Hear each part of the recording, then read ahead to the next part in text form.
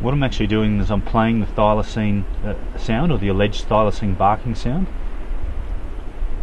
And as you can hear by the dulcet tones of the thylacine, it's an aqua thylacine that we've brought in. It can work. Explain to me why we tramped up a hill with a dock that doesn't work. It's because we're morons, Chris. That's probably why. Do you think it directly correlates to the fact that you were trying to be Les Stroud and light a fire with one of the batteries? Look, we agreed not to talk about that.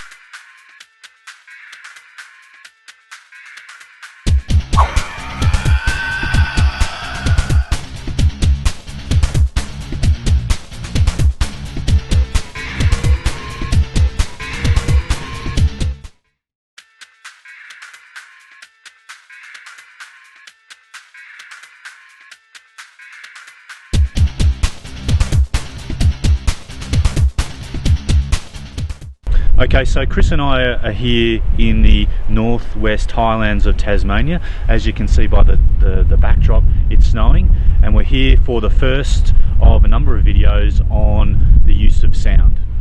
So what we've done is we've taken one of the alleged thylacine sound from one of the thylacine documentaries that's quite well known. It's the sound that was recorded by Trudy Richards, and we've cut it into various amounts of segments to separate it from some white space, and we're going to use that as a potential attractant for thylacines that may be in the area.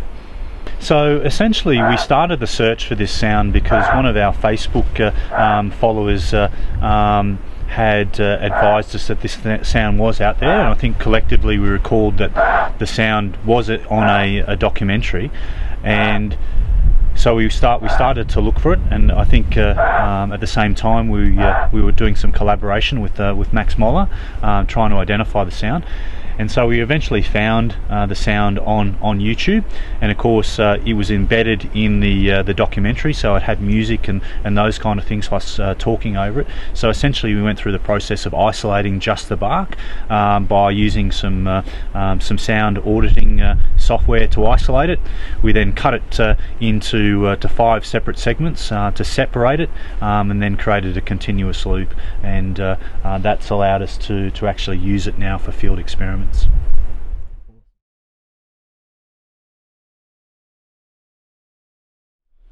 So there is some debate as to whether this sound that you can hear in the background actually is a thylacine coughing sound. So quite recently there's been some reports of the yip yip sound that thylacines make when they're hunting, but this is more in the cough type of range that thylacines are alleged to make. In the actual documentary where this sound was originally aired, there was some debate, and some experts have said that it's a devil, it's a possum, it's a deer, because there are deer in the Tasmanian wilderness as well, or that it is some other unknown creature. So any one of those things could be true, and I think the balance of probabilities is that it is one of those more known animals, but it is intriguing nonetheless, worthy of attention, worthy of experimentation, because there is always that slight chance that it could be a thylacine barking sound, hence why we've chosen to use it in our latest series of experiments.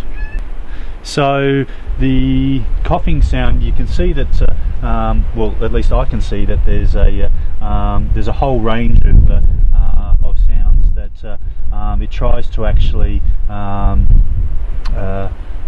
it's basically meant to be a non-threatening, communicative type of sound that thylacines would communicate with each other, as opposed to the more traditional yip yip sound that people report, which is more associated with a hunting type of communication.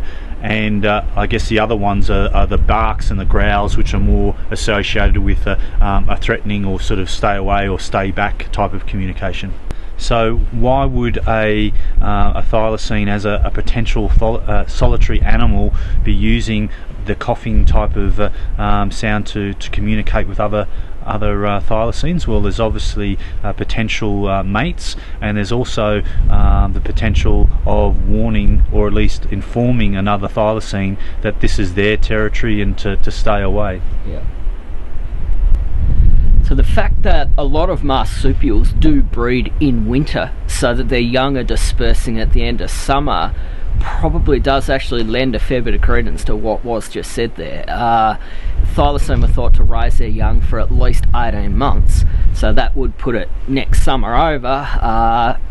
So I think it's a perfect sound just on that alone to be playing.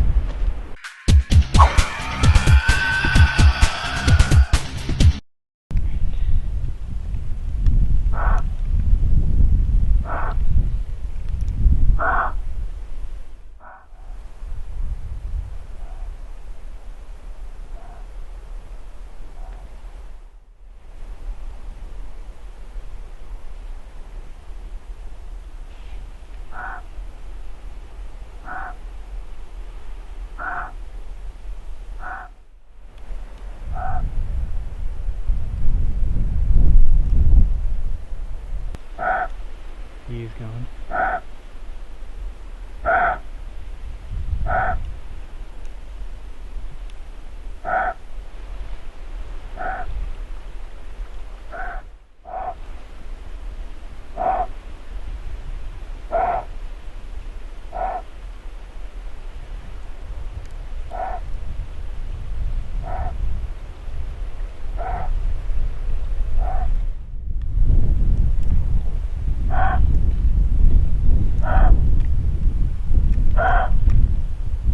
Headed off.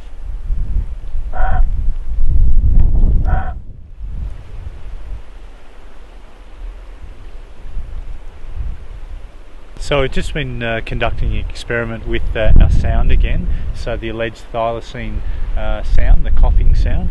So as we were moving back towards where we left our gear, we spied probably a group of about 5 Bennett's wallabies grazing in the area, classic thylacine prey species. So we thought we'd conduct the experiment. What we sort of noticed was that as soon as we started to play the sound, that they started to pay attention to us in terms of where we were. In a couple of instances they seemed to move off to create a bit more distance. They didn't seem overly alarmed, but they definitely seemed to be interested in where the sound was coming from. And when we turned the sound off, we could probably get twice as close to them before they moved in comparison to when we were playing the sound. So not in any way conclusive, but interesting. So Chris, we've just conducted the sound experiment. What are your initial thoughts on what we observed? I think it was fairly positive. A lot of prey species will tend to hold their ground against a predator as a defense strategy, as a display of strength, and that's possibly why a wolf will select this animal over that animal. So I don't know if I was expecting them just to go shunk and scatter, but the fact that they set up and were highly alert as soon as the sound was played, even though we're in the area, I think it's a positive. It's a good precursor, and it's something that we need to look at further.